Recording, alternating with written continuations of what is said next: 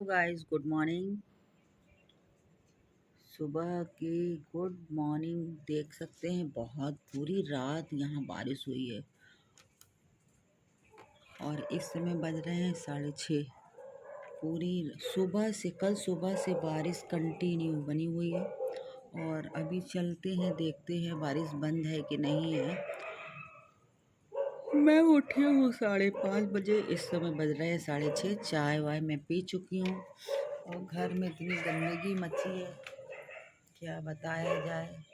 और मैं बाहर का, तुम क्यों निकाल आती हो? मेरी डॉगी निकल आती है बाहर, तो आइए ले चलती हूँ बाहर। मेरी फ़ोन की बैटरी भी चली गई है। तो हमारे घर का नज़ारा ऐसे दिखता है। ये रेलिंग है सामने वाला, जैसे मैंने दिखाया था, ये सामने वाली रोड है और इधर से एक रोड गई है, एक इधर से रोड गई है और एक सामने से गई है। तो ये हमारा चौराहा पड़ता है, तो चौराहे के बीच में ये घर है हमारा। और बाकी तो आप लोग देख रहे हैं, घर इतना गंदा हो गया है, क्या सफाई करें। जब तक ये काम ख़त्म नहीं होगा तब तक घर में बालू बालू बालू इतना किस करता है कि मत ही पूछे। मगर मौसम बहुत ही अच्छा हो रहा है, बहुत सुहाना हो रहा है। देख सकते हैं, धूप नहीं निकली है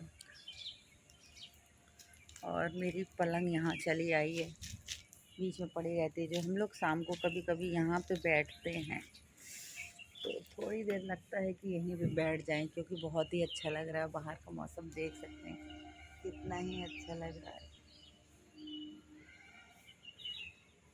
जेठ इस घर का बंटवारा नहीं कर रहे, क्योंकि उनके अंदर आ गई है बेईमानी।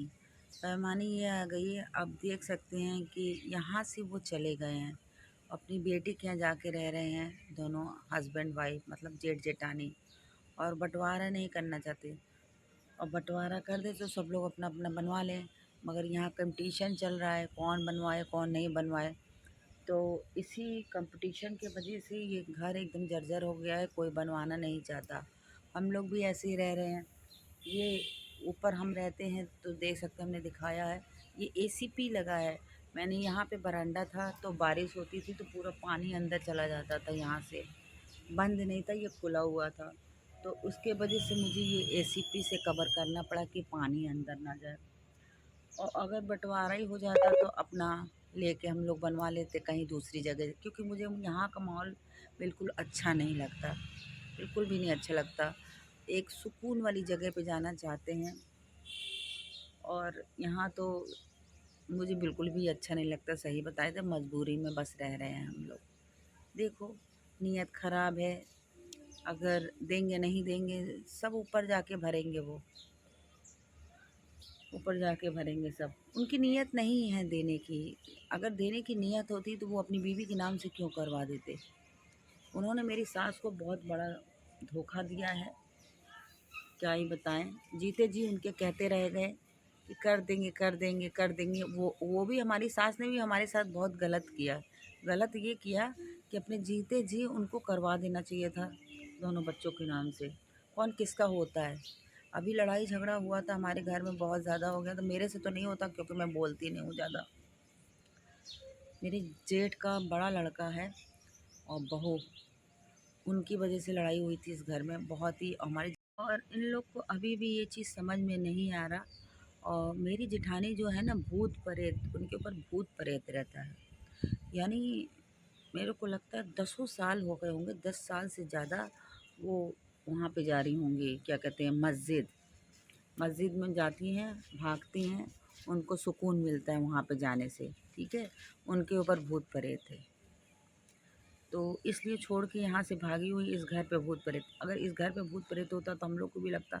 हम लोग को नहीं लगता, उनको क्यों लगता है। वो देख सकते हो, मेरे हस्बैंड उठ गए हैं सुबह, पता नहीं पीछे खड़े हुए हैं, सोच रहे होंगे ये अकेले बैठी है यहाँ पे क्या कर रही है। भूत प्रेत नहीं है, ये है कर्मों का दंड। और कर्मों का दंड सबको झेलना पड़ता है, और यहीं पे झेलना पड़ता है। लोग सोचते हैं मरने के बाद जो दशा आपकी होगी होगी, मगर यहाँ पे आपने इतना बड़ा कांड किया है, इतनी बड़ी बेईमानी, यानी एक भाई का हिस्सा आपने लिया है, तो आपको भोगना पड़ेगा और ऊपर वाली सज़ा देगा।